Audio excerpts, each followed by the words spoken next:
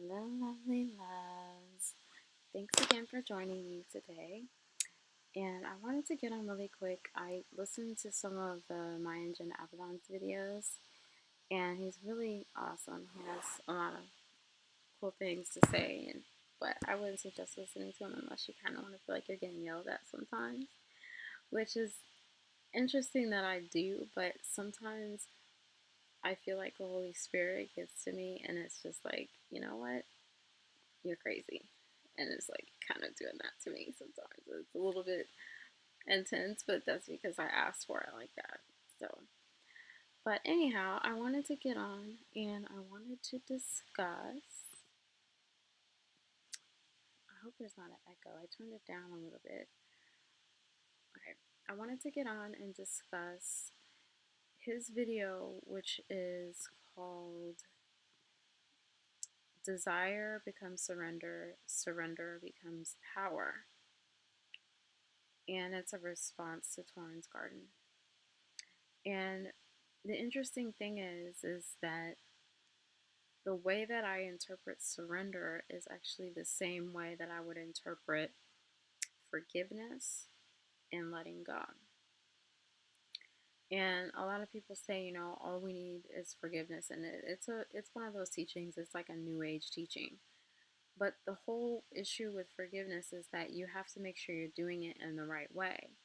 So if you're forgiving someone and you're forgiving them with the premise of you've wronged me and I know you've wronged me, so I'm going to take the high road now and I'm going to forgive you.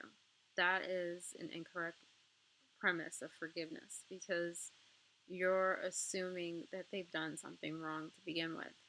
When in reality, forgiveness is really surrender. Forgiveness is really surrendering all of your judgment on the entire situation and letting go, which is why you could say forgiveness, surrender, and letting go as being all the same word because technically they are.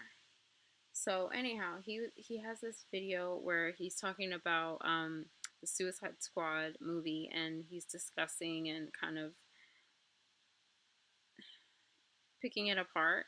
But when I saw the video, actually when I originally saw the movie, I had the same interpretation. So it's kind of cool to hear him relay it back to me in the same way. And I'm like, oh yeah, I remember that. And I thought the same way about that. So anyway, I'll go ahead and play what he had to say. And then I'll go ahead and discuss because I'm gonna try to do that on here. I'll see if this works. Sometimes movies only hinge on one scene, on one moment. The rest of the movie could be garbage, but there is only one moment that is going to plant a seed in your mind, and that's all it takes. So you really have to. So when you're sitting there, like, how does Hollywood? How do they put out all these shitty movies? How do these people just put together these? It's all it takes is one. All it takes is one scene, one idea, one line. It's just one thing that can get into your mind. And the question is, are you able to internalize it or not? Are you actually awake while you're viewing these things and seeing the things that you're trying to show yourself? Or are you unconscious and you're out here just continuing to get programmed? Because this is the way it works. Again, if you have one side, if we're going to play duality, you have you're creating everything and you're trying to wake yourself up, you're trying to speak to yourself and expand your mind, or you're out here and you're a zombie and these people are trying to further, your own slave mentality, so to speak. They're trying to keep you in zombie mode. Now, but the thing is, this relationship here, because if you watch this movie, they totally fucked up the relationship between Joker and Harley Quinn, but not really. Because the relationship between Joker and Harley Quinn, realistically, is the relationship between you and yourself.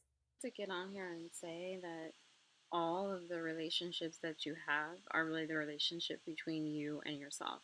So even and this is the same with all the love songs that you hear and all of the way that we like to relay our special relationships and the way that we like to maybe you're a person and you're single and you're saying I'm looking for the perfect man. No, you're looking for yourself. That's it. That's all you're ever looking for. You're actually just it's you want to put it on to someone else so that you can feel like they're completing you when you're already complete. You just have to realize that first. And then once you do, there's like millions of, I don't know, millions, but there's plenty of people that are there that will just help to enrich your life even more and show you even more fun, and just have that joy, share that joy with you, and extend that joy through you. But it's you. You have to find yourself and give that. And then it's like once you give that, then it's reflected back to you. So it's not like you have to go and look for it. You have to just let it come to you by giving it away. And it's like this with anything, to give, to have all, you give all. You give away the love and you get the love back. And so many people want to keep it and hold it in, and act like it's just some special thing that, only the worthy, or only, I don't know. But once you give it away, you realize that you have it. So anyway, let me go back. Question. Would you die for me? Now that's the thing. So here, right there, would you die for me? Would you die for your true self? Would you die? Now listen. Now listen to me now.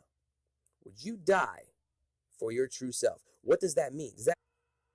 Yes. It's like, yes, I would, but I'm also thinking about this here, and I just don't see how this is going to work.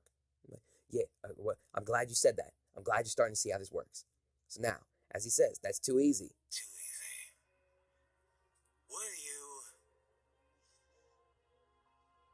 Would you live for me? Would you live? Would you live for your true self? Would you be and embody your true self fully, to the point? It was like, would you live for me? And the die for me thing is interesting too, because we essentially are dying for our sense of separation and our wanting to have this little identity that we can call our own. We're essentially dying for that every day, every moment. We're dying over and over and over just so we can feel like we are something separate, that we have some specialness.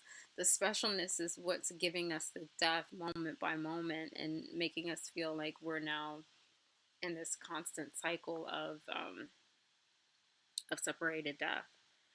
Because living for who you are, it changes everything. It gives you back your power.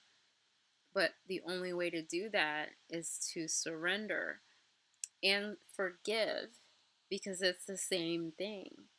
See that this is what the judgment is. This is the judgment. It's the thinking that you have something to forgive for, meaning you've judged that something's been done to you and there's something wrong.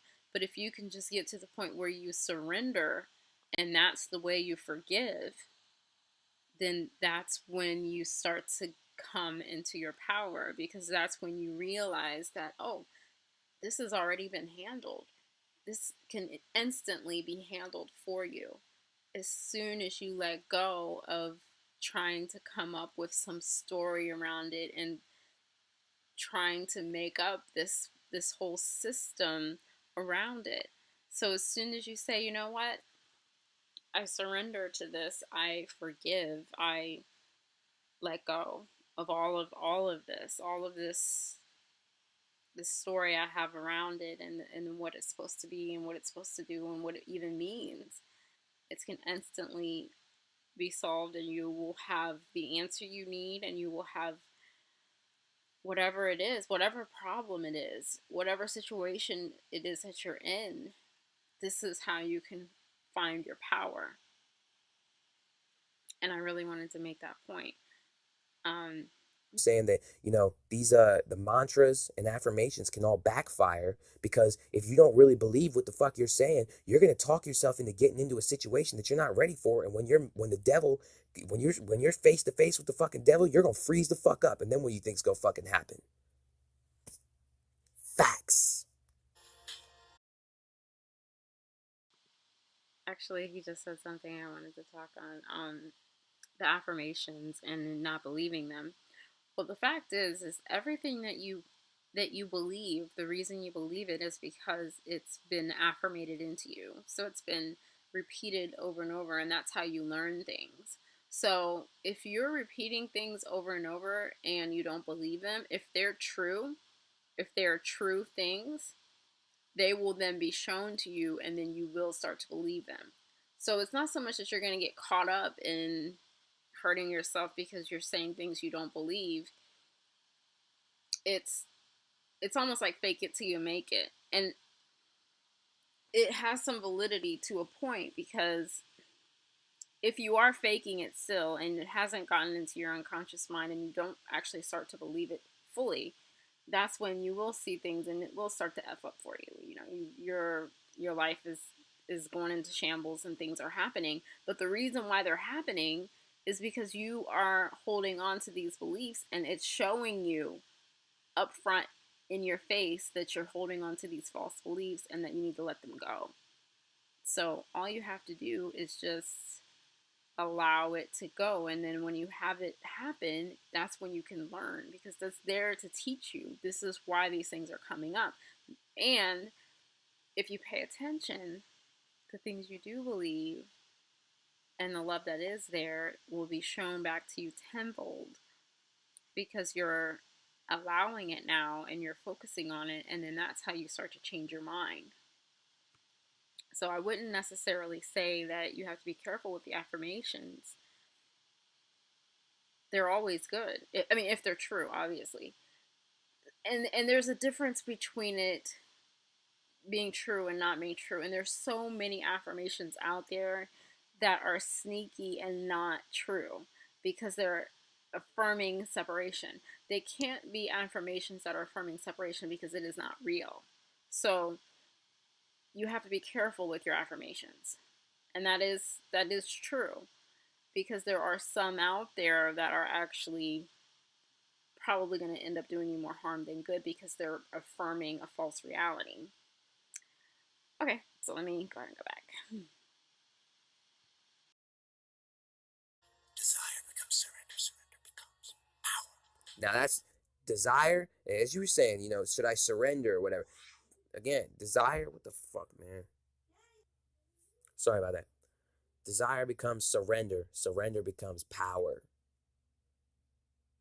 So when you want something, you're going to have to get to this point that you're going to surrender to it. You're going to surrender to whatever the fuck it is that you want. But then that becomes power, because ultimately you realize that you already have it just by being the ability to surrender to anything that you really truthfully want, or anything that you truthfully are. Again, it's what you are. You want nothing more than what you actually are. You want nothing more than to be yourself. That is all I've ever been communicating on this channel.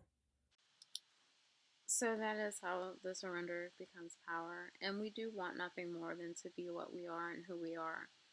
And the way that it works is that you surrender what you think, all of it, even your expectation of what it is that you are to have happen in a situation. I mean, of course, you always want it to be the best possible situation for everyone involved, but sometimes you have no idea what that really is. I mean, most of the time, let's just face it, we don't know.